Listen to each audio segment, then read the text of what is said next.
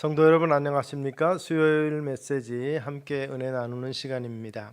사도행전 23장에서 하나님의 말씀이 이 바울에게 임했다 이렇게 말합니다. 23장 11절 보니까 그날 밤에 주께서 바울 곁에 서서 이르시되 담대하라, 내가 예루살렘에서 나이를 증언한 것 같이 로마에서도 증언하여야 하리라 하시니라 하고 말씀합니다.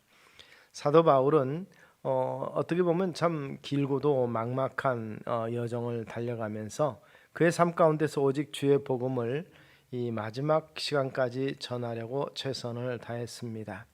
그의 소망은 자신의 희생과 헌신으로 온 세상에 복음의 구원선인 교회가 세워지고 그리스도의 복음이 증거되는 것을 기대한 것입니다. 아직은 깊은 밤이지만 곧 광명한 새 아침이 다가오면 고난 가운데서 지날 수밖에 없었고 흘릴 수밖에 없었던 그러한 눈물을 닦게 될 것을 그는 확실했던 것입니다. 아마 어려운 순간은 바울이 3차 전도 여행을 마치고 예루살렘에 돌아왔을 때였을 것입니다. 1차 선교 여행을 한 후에 예루살렘에 왔을 때는 바울의 존재에 대해서 별로 큰 관심을 두지도 않았지만 3차 선교 여행 후에 예루살렘에 왔을 때 바울은 그 성공으로 말미암아서 엄청난 질시와 핍박을 받아야 했습니다. 그래서 공회 가운데 서게 되는 거죠. 대제사장 아나니아 앞에 서서 이 복음의 증거에 대해서 이 증명을 해야 되는 그러한 일이 됐습니다. 그때 바울은 내가 범사의 양심을 따라 하나님을 섬겼다 이렇게 자신을 밝혔습니다. 이에 대해서 제장 아나니아가 더 이상 변론하거나 재판할 생각도 아니하고 바울의 입을 치라고 명령합니다. 그러자 바울은 율법대로 정죄하지 않고 어찌하여 폭력을 쓰려고 하느냐 회칠한다며 하나님이 너를 치시리로다 이렇게 힐문합니다.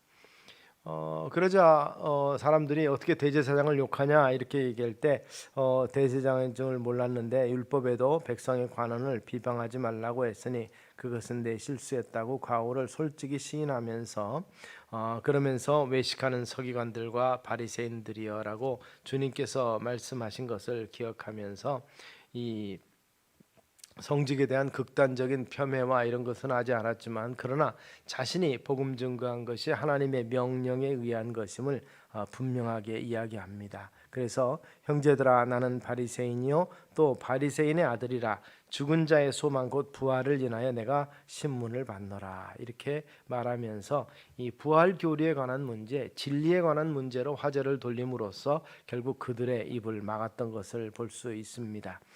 그러면서도 그들은 스스로 자중질환에 빠졌는데 바리새인들은 부활을 믿는 것이고 사두개인은 믿지 않는 사람들이었기 때문에 부활 문제를 제기함으로써 결국 슬기롭게 그곳에서 위기를 극복할 수 있었습니다. 그러자 그 안에 이 공회 안에 크게 소동이 일어났습니다.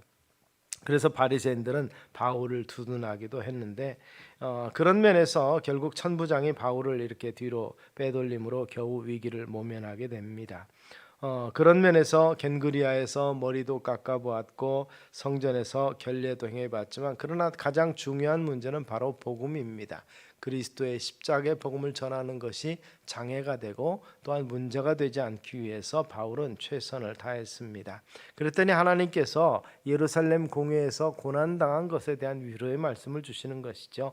담대하라, 이제 너는 로마에 가서 복음을 전하여야 하리라 말씀하시면서 결국 이 로마에서도 증언하라는 것, 이것은 하나님의 뜻이며 하나님의 기대하는 바죠. 세계의 심장인 바로 로마로 가서 그 생명의 말씀을 전하게 되리라, 또 전하여야 하리라고 말씀하시는 은혜가 주어진 것이죠. 우리에게 복음 전하는 기회가 주어졌다는 것은 그것은 부담이 아니고 축복이라는 사실을 우리가 인지하실 수 있게 되기를 바랍니다. 이 주님의 말씀을 전할 수 있다는 것은 얼마나 큰 은혜요 복인가. 결국 이 같은 사명을 감당할 수 있는 사람에게 주는 것이며 그 사명을 감당한 자에게 상급이 크다고 말씀했습니다. 사실 바울이 로마로 가는 것은 고난의 여정이었습니다. 이 본문에는 나타나지 않지만 바울은 체포돼서 가는 것이고 체포됐을 때 황제 앞에서 자기 변론을 할 수 있도록 로마 시민권자에게 주어진 특권을 이용을 합니다. 그래서 포로가 돼서 로마로 가게 되는 것입니다. 자유인이 아니고 포로가 됐지만 그는 이 로마의 죄수가 아닌 이 복음의 포로가 된 것으로서 로마의 복음을 위해서 그 로마를 복음화시키고 세계를 복음화시킨다는 비전 아래서 그 고난의 행군을 묵묵히 감당하면서 오히려 그것을 기뻐했다고 밝히고 있습니다. 말씀을 들고 더 어렵고 더 위험한, 그러면서도 더 보람되면서도 어떻게 보면 기쁨의 자리로 나아갔던 것을 볼 수가 있습니다.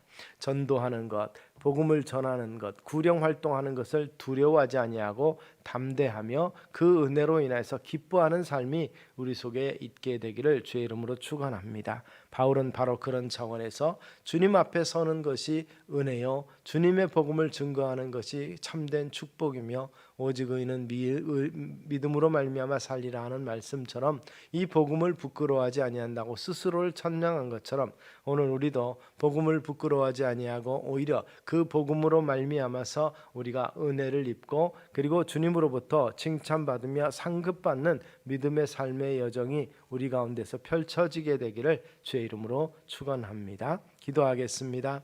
살아계신 아버지 하나님, 참으로 핍박하는 자들이 있고 복음에 방해되는 장애 요인들이 분명히 있을 수 있지만 그러나 때를 얻든지 못 얻든지 이 귀한 복음의 증거자가 되어서 주의 뜻을 이루며 주님 나라 건설의 일익을 감당하는 주의 백성들 되게 하여 주시옵소서. 전도가 부담이 아니고 참으로 짐이 아니라 기쁨이 되고 소망이 되고 하나님의 그 은혜의 상급을 바라보는 귀한 길임을 다시 한번 깨닫고 참으로 영혼 구령을 위해서 사도 바울의 발자취를 따라가는 우리가 되게 하여 주시옵소서. 예수님 이름으로 기도드리옵나이다. 아멘.